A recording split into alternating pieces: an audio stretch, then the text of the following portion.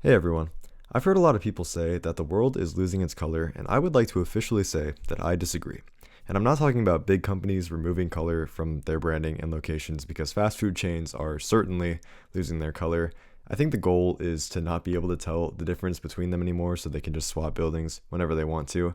But for example, they're taking the yellow out of the Sonic logo, and I think that's something that they did a while ago, actually online, officially and all that. But now they're applying it to their physical locations, and I've seen it happening around town, and it is depressing. Because for the longest time, Sonic was a fast food place that I never really felt bad about going to, usually because it's genuinely fun and it feels like a different kind of experience, like driving into the little stall and then getting your food there. And they just have fun ice cream and stuff like that. But I'm scared they're trying to take that away. Just, I don't know, why take the yellow out? That it's like taking the fun out of the place. But honestly, I also feel like there are quite a few local restaurants kind of falling into this trap of minimalism as well, which is scary. But for each restaurant that has become gray and lost its life and color, there's also a local coffee shop that is using probably too much color. So it really evens out if you know where to look. And that's what I really want to talk about today, knowing where to look. So I've been running like 5 days a week this summer, and this week especially, I just kept noticing how beautiful the trail is in the summer.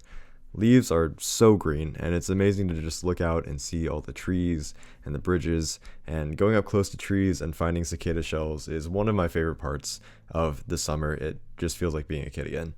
And as adults, it's easy to look at the world, especially online, and think, oh, it doesn't look like it did when I was a kid. Everything is duller, everything is grayer. I don't feel anything strong like I used to when I look at nature.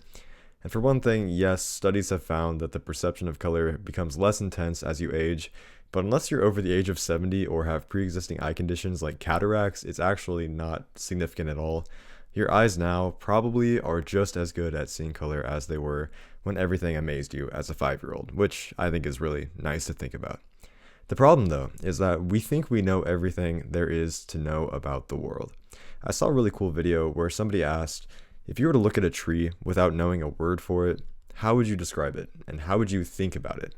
And that stuck with me because trees are so cool if you stop to look at them and think about them closely for a second and stop just dismissing them as basic components of nature.